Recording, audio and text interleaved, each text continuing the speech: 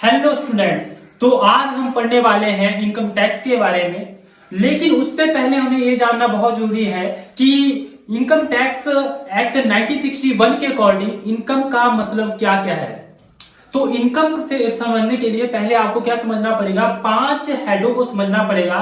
यानी 5 तरीकों से हम क्या कर सकते हैं, इनकम जनरेट कर सकते हैं।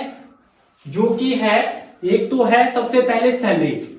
जैसे कोई प्राइवेट सेक्टर एम्प्लॉयज हो चाहे गवर्नमेंट सेक्टर एम्प्लॉयज हो, जहां पे भी वो जॉब कर रहा है, जो भी उसको पैसा आ रहा है वो क्या है, उसकी सैलरी है। राइट, उस हिसाब से वो पैसा कमा सकता है। और दूसरा टाइप है हाउस प्रॉपर्टी। हाउस प्रॉपर्टी मतलब उसने क्या किया हुआ है, अपनी जो प्रॉपर्टी है रेंट पे दी हुई है, तो उससे जो रेंट आ रहा है वो क्या है, आपका income from house property. Right. Third one is business. अगर आपका कोई बिजनेस है या अगर बिजनेस ला रहे हो आप, राइट, या कोई प्रोफेशन है जैसे वकालत कर रहे हो, कुछ करते हो, तो उससे जो पैसा आ रहा है, उससे जो इनकम हो रही है वो क्या है, आपकी बिजनेस एंड प्रोफेशन। राइट। और next one is capital gain. जैसे मान लो मैंने कोई मशीन खरीदी थी या कुछ व्हीकल खरीदा था, लेकिन मैंने उसको सेल करके करके क्या किया, कुछ प्रॉफिट कमाया। तो राइट, जाहिर सी बात है वो जो इनकम आएगी वो आएगी आपके कैपिटल गेन में। और उसके बाद आती है अदर इनकम। इन चारों हेडों से मिला के इसके बावजूद जो भी इनकम हम जनरेट करते हैं वो आती है आपकी अदर इनकम पे। राइट। तो स्टूडेंट्स, अभी आपको मैंने ये पांचों हेड्स बताए। इन पांचों हेडों को मिला के जो बनता है GTI, mean gross total income. Right. Gross total income के बाद भी क्या होता है, इसमें से लेस कर दी जाती है डिडक्शन, जो कि 80C से लेके टू 80U तक। इन डिडक्शन को लेस करने के बाद जो अमाउंट आता है वो आता है नेट इनकम।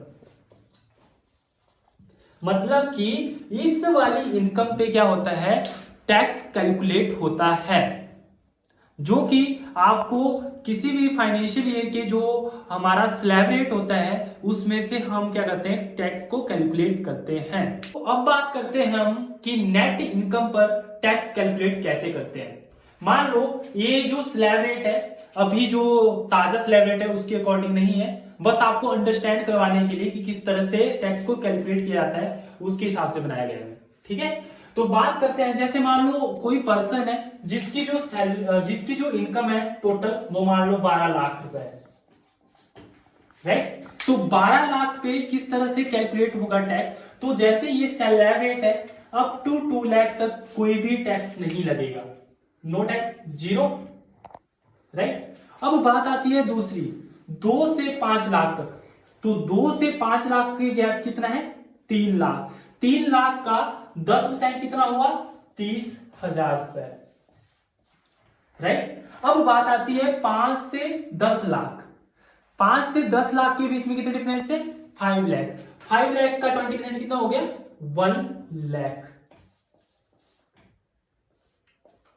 राइट। फिर उसके बाद जैसे मैंने बोला कि 12 लाख है किसी पर्सन की सैलरी, सॉरी इनकम, तो बात करते हैं 10 लाख से ऊपर कितना बचा, 2 लाख। 2 लाख का 30% कितना हो गया, 60,000 रुपए। जो टोटल जो टैक्स होगा वो होगा, तो आपका जो टैक्स बनेगा वो बनेगा 1,90,000 रुपए। तो आज हमने सीख लिया कि इनकम टैक्स क्या है, किस तरह से हमने जो हेड है वो कितने हैं और किस तरह से टैक्स कैलकुलेट किया जाता है। Thank you.